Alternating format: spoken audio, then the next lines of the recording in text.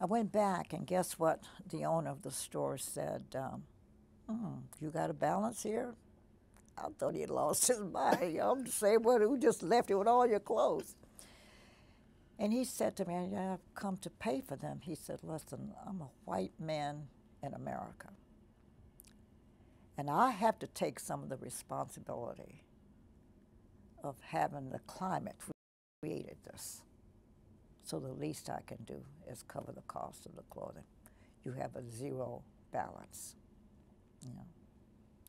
And I had also designed her headdress, and I had gone down to our department store, which was Macy's at the time, and we had a laugh because they asked me what time was I coming, and I said, well, I don't know. I was so busy. I don't have a schedule. I don't know. He said, well, it doesn't matter. We'll stay here till you get here. The store closes at 5. So if you're not here, I said, can you find the back door? And I laughed. I said, I'm black. I know where all the back doors are. So he said, you leave the back door open. I can come through the back door. Sure, if that's what, because the store was closed, I went through the back door and told the lady, this is what I think I want. I had never designed anything either, so I said, this is what I think I want. And so the lady agreed to, do it up. And I said, and don't stitch it, just kind of baste it. So, she's got to approve it, and she may not like it. And it was the time except for when the daughter came in and I saw her cry. She never shed a tear. That woman was just strong, making decisions and moving, never cried after that. But when she tried on the headdress, then she looked in the mirror. And I'm sure she's saying that this is what I'm wearing to my husband's funeral. And she broke down that time. But those are the only times she cried the whole time. In that whole long week, it was a week long. That was the week that was. I'll just call it that. They say rose in a fisted glove. Mm-hmm. When you went to the airport, you accompanied her to the airport to pick when his body was returned from? No. I didn't see the body until, let me tell you that story, because the day he was ready for viewing, because I've been doing a myriad of things, while they had announced that there was going to be a public viewing at 11 o'clock, at that moment we were at the church. Coretta had to make some final revisions to the program. And so she went over to the church, and the security guard called her over there to say, Miss King, what must we do? Said there are thousands of people lined up here to see the body. And so what must we do? And she said, oh, and it had begun a misting rain, and the worst kind of rain is a mist, it's just falling on you. She was such a kind, compassionate woman. She said, oh, well, let him go on in. And I said, no, Coretta, you should see him first. And I said, the public will wait, but you need to see him first. And what good advice that was, because once we finished the church, we went over to view. And I was, Harry Belafonte and his wife and I were the only non-family members. Everybody else, it's a large family. And I saw them when they came in. I stepped aside, and Coretta came down, and she had a faint response, like she was going to collapse. When I walked up to the bier, he looked awful. It looked as if someone had gone and just dug up a big glob of clay and slapped it upside his face. I was horrified. So I stepped over quietly to the mortician and said, sir, is there anything you can do to the side of his face? He crashly said, miss, his jaw was blown off. That's the best I could do. I was shocked. Loudly in the presence Coretta of the all of them family? could hear. Oh, I was so angry with him. And I finally said, forget him. And I said, something has to be done because he looked horrible. I mean, this big old glob of stuff. And so Coretta and I, they're sitting down. Oh, and I looked at Mama King, that's the mother, who's dark-skinned. And then I saw Belafonte's wife, who was white. And back in those years, women always carried loose powder. And I was hoping that they had some. And I said, Mama King, you got any powder? She said, oh, yeah. She gave me her powder, which was dark. Julie, do you have some? And she said, yes. Hers was white. So I took the two and stood over the casket, looking at Martin's face and making myself a little roux of a mixture. Belafonte came over, took his handkerchief, and put it around Martin's neck. And so I'm dabbing to see what I've got here, trying to match the other side of his face to get a balance to it. And I finally got it. And Coretta smiled. And so I'm brushing the excess off of Martin's face. And Belafonte and I never knew what happened to the handkerchief. It was his handkerchief he had taken out of his pocket. And the excess, you know, we folded it up. But he was to stay there till midnight, and then we were moving him to the church for another viewing at 3 a.m. And so I did it again because the body oxidizes with air. And so I went and did it again. So I did it 3 times before the actual funeral. How did you maintain that level of composure in those days after? Well, I saw a need, and I filled it. And I hear people describing me today. I think that's the way I am. You know, I didn't feel anything except I was glad I thought of that. I didn't have any experience, so I don't know why I did it. I can't give you all those answers like what made me do it. You know, I don't know. That's the only thing I could think of. I knew I needed to do something. I couldn't have this. Martin is somebody we loved, and we wanted him to look good. And incidentally, morticians from around the country, the National Association called me. The president of the National, Bob Miller from Chicago, very famous, said to me, we are ready to come to Atlanta. All of us, if need be. We want him to look good. We want to come and process him. Can you get permission for us to come in? And of course, I couldn't get permission because Daddy King was very loyal. This mortician had been a member of the church, and he didn't want him to deny him that opportunity. And I was sorry because the people who had real experience would have done a better job even than what I did. Mine was a makeshift stuff. They would have done him better from the beginning, you know. And I remember that. But I didn't give it any thought. I didn't know what I was doing. There was no prerequisite for this. There was no book that tells you to do that, no recipe. I just did it, and it worked. Were you with her when Lerone Bennett came in and said, Mrs. King, they're not going to let Ebony and Jet into the pool photography area to shoot the funeral? And according to him, she said, send word. If Ebony is not allowed, no one will be allowed. That's right. Yes, I was.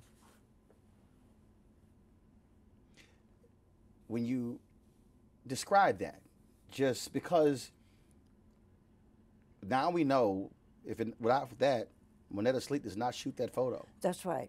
And does not become the first African American to ever win a Pulitzer Prize. That's right. Well, but you know what? It was not unusual. I've been with Coretta in so many circumstances. That was just Coretta. That didn't even seem like it was a difficult decision. You know, we who are black believed in Johnson Publishing, Ebony and Jet, all that it represented. So I had something similar, you know, with the trumpet wars. They're going to monitor the press. The black press couldn't come in. Oh, just no way could that happen. You just knew that would not happen. So it was easy for her to say, no way. Oh, yeah, they're coming in here. And so, but to know her, that was not atypical either. You know, she would just make sure, and her senses were always sharp, always sharp. That funeral did not dull her senses. She knew everything that was going on. She described for you everybody was there. She could tell you everybody that came to that house. She could tell you everything. You know, she was an unusual woman, unusual woman. Being on the LCOC staff, he's assassinated, he's buried. Here was the guy who, and obviously not by himself, kept it together. You had Andy Young, executive director. You had Ralph Abernathy. But what did you observe? What was it like as you're all trying to move forward? And he's gone, and they're still trying to do Poor People's Campaign, and there are riots across the country, and Black America is in this just collective pain. Well, I have to be honest with you, I cannot tell you what I thought and what I said. It would be crassless of me to do that, so I won't say. But those of us who were supporters and involved members of the community and those who cared about our future knew we were going to have some difficult days now without him. Because one of the things I even tell young people today, that Martin Luther King didn't do anything without a plan. Nothing. He had 5 men who he considered his battery of advisors. And he'd call them in to say, Who are those 5? Oh, I don't want to. Okay. I've read enough to know 4 of them. But here's the thing, it's written someplace, so yeah. I guess I could, but I don't want to. He would call them in, and these were people who didn't tell him what he liked to hear. What do you think? They'll say, this is what I think. And if you disagree with him, that just so be it. But that's why he picked them, because they would tell him what they thought he ought to do. And that's what he appreciated about them. But he would tell them at the end of every meeting, gentlemen, appreciate your time. But I'm going to mull over everything you've said, call all the thoughts. Then I will make a decision. May not be what you recommended, but I will make a decision. And I will stand by my decision, good, bad, or indifferent. That's what Martin was. If it failed, say, well, I made the wrong decision. But that man let you know all the time, I'm going to lead with a plan, and I got to pray about it, think about it, and then act on it. And so throughout his career, so when now I've got to put into context what he said to me at going to the airport. I'm not going. I don't feel that the country, because he felt that that Memphis thing was set up. He'd never had violence on the march. Right. So he said, this timing is not right. So knowing how he viewed the plan before the action, I knew then he thought about this, probably prayed that night over it. I don't know what he did and what all he went through, but when he tells you something, you can put your bottom dollar on it, because you can bet that Dr. King is making the right decision. The only thing that we can say he tripped up on is he misjudged Chicago. Mm-hmm. But he was advised not to go to Chicago, and he didn't follow the advice. Yeah, but the Chicago Negro was very particular. Yeah, right. So he went there, and Daley said, this is my town. You're not coming in here. And people had told him, my husband told him, he said, no, that's town. He ain't going to let nothing, you're not going to tear up Chicago. And so he realized now, and I think I've seen where he laughs about that Chicago was tough. It was tougher than Alabama and Mississippi and every place else. Well, he actually was quoted as saying, and the reason I quoted because when I moved to Chicago to run the Chicago Defender, even though this was 2004, he goes to Chicago in 1966. Negroes were the same way. I'm using Negroes for a reason. They were the exact same way. Because I got an extremely negative reaction coming. Then again, I also was a little bit more crazier when I said, well, clearly y'all know what the hell y'all was doing. That's why I'm here. But yeah, and because that was a quote where he said, if we could change the Chicago Negro, he said, we could change every Negro in America if we could change the Chicago Negro. And he would laugh. Some of his best laughter was over them Negroes in Chicago. So, you know, so he didn't do that. Was the only time when he really kind of messed up his movement there. But everything else, Martin Luther King thought and prayed and thought and prayed, and then he acted. A couple of more things for you. Becoming the first African American in the South with a primetime show. How'd that happen? I didn't ask for it. I was thrust upon it. Martin used to talk about all the time how he really appreciated the press. He said, when we talk about children trying to swim in the public pool and they throw a lie in there to prevent it, or some dogs nipping at the rear ends, that means that them people are serious. And he said, the press dramatizes. This is not stories you make up. When the press moves in on them, they dramatize it and make it a fact that you got to believe. And so he used to say, you know, I believe in the press, and he used to tell all the time, and they asked him to appear for the press club to tell them how wonderful they were. So he said, you know, they really help us a lot. I said, Martin, I don't happen to agree that the press is all that great. And my good friend was Ralph McGill, who was the publisher of the Atlanta Constitution. And Mr. McGill played funny games like this.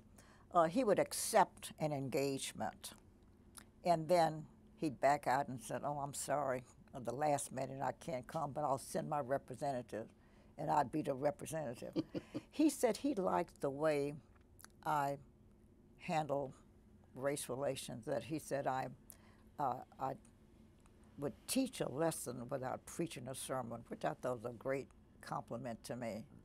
You teach a lesson without preaching a sermon. So now this particular engagement Mr. McGill had was before religious press people. And so he sent me, I was the substitute. And I said, well, you know, Dr. King really praises members of the press. I mean, he loves the media. I don't happen to agree with him on this issue.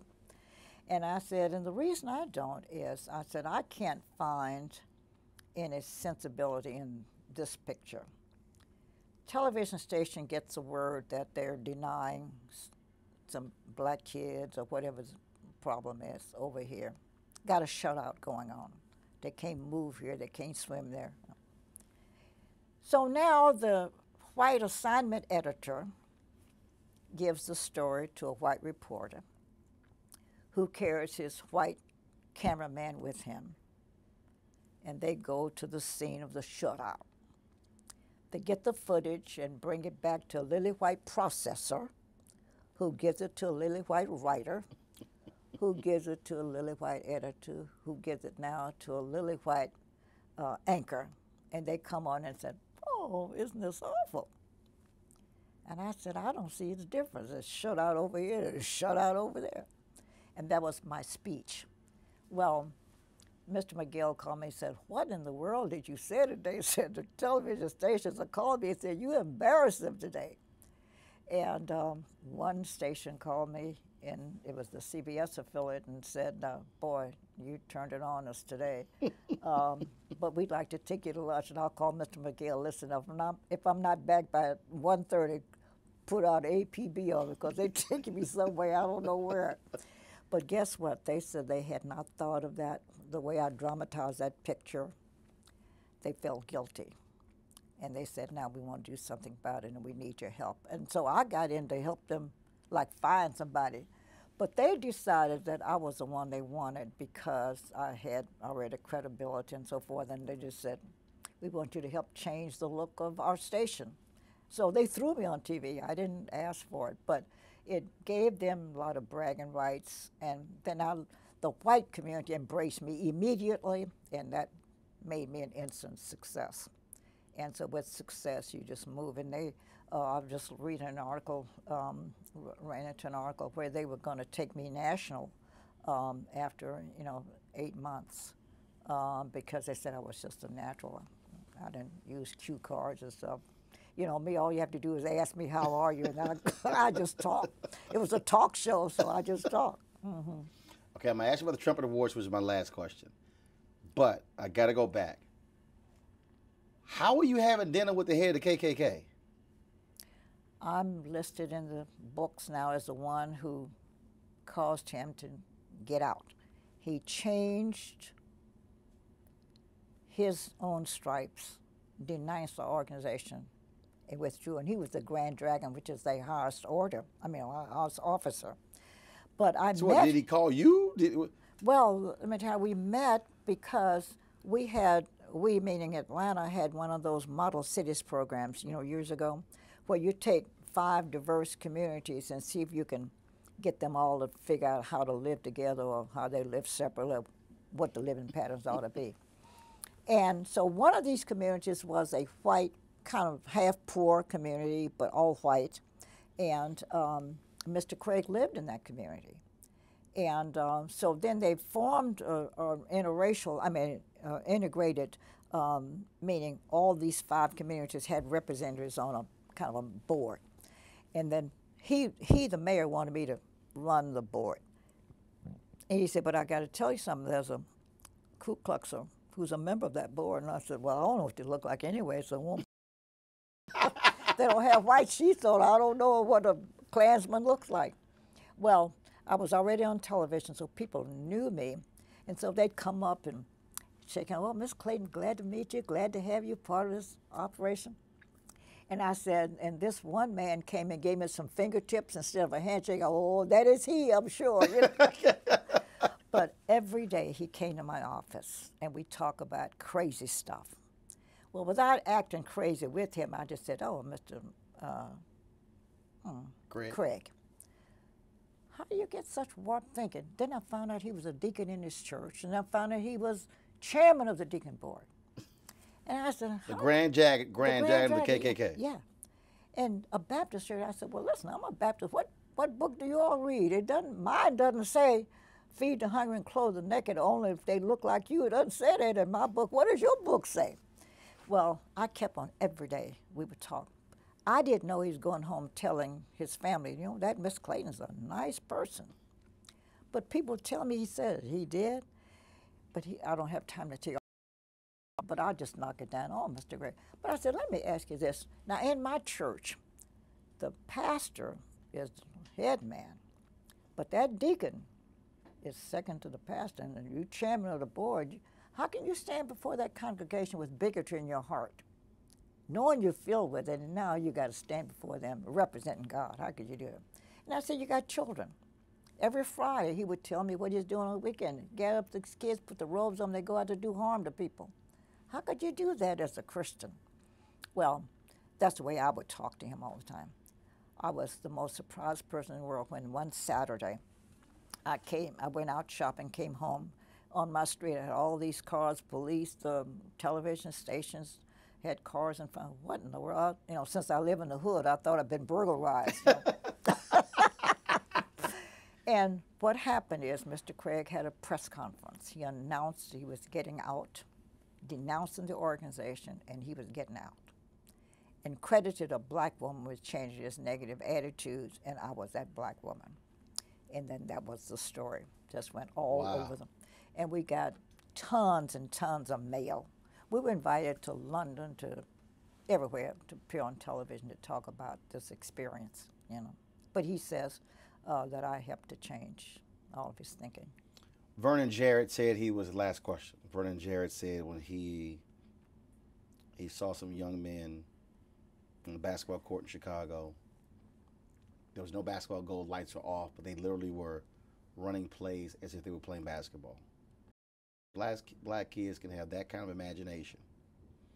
He said we got to be able to take advantage of that. That led him to create NAACP AXO competition. What led you to say, we got to have the Trumpet Awards? I was tired of seeing us on television acting like buffoons all the time. Never people would stand up and speak English. And I kept hearing in my ear and in my head ringing that Dr. King said he didn't think that all white people hated us, that if they knew us, you know, things would be different. And I said, you know what? They really don't know us. They don't know Charles Drew, a man who died because he couldn't get some of the blood he was saving for other folk. And so I said, here I am working at that time at the CNN operation. I had television at my disposal and a man who was sympathetic to the issues of the day. And I said, I think I can do something to help change these negative attitudes. So I went to Ted, and after I drew up my plan, went to him and asked him, could I do it? And he liked the idea, and it became a reality. And I did reap some of the predictions that Martin had talked about, that we got letters from white America who said now, you know, we've changed their attitudes and now they see what we were talking about, and yes, we have contributed. So that's what got me to do it. 20, 30, 40 years from now, it's going to be a child in Atlanta, a child in Chicago, LA, somewhere. They'll be doing a paper, they'll be doing some research, they might come across a YouTube video, they might come across a quote from Xernona Clayton. What do you want that child, not even born yet, to know about you? Well, I'd first, wherever I am, I hope I'm upstairs there somewhere. I'd hope, ordering folks around. Yeah. Well, I have to be in charge, you know. First, I'd hope that they would, my name would be somewhere, because I'm not sure it will. People, when you die, well, they say you die and they forget you. But I'd like to think, and I would hope they would say, that I acted like a Christian and I was a good patriot. I believed that we're going to have a great America, because I believe that people basically are good. My hopes are strong that we are going to have this great America. And I hope that I help change some negative attitudes somewhere along the way. I got one I can claim. You know, Calvin Craig puts me in a good shape. And I do feed the hungry and clothe the naked, because that's part of the Christian duty. So I hope that somebody will see in those actions that maybe I was a pretty good person to have lived around. If they could have lived with me, that I'm a good person and I was worth knowing. Well, of course you're worth knowing. And it's great to know you. And I belong here. There you go. Mm-hmm. It's always good to see you. My pleasure. I appreciate it. Love you. Love you as well. Mm-hmm.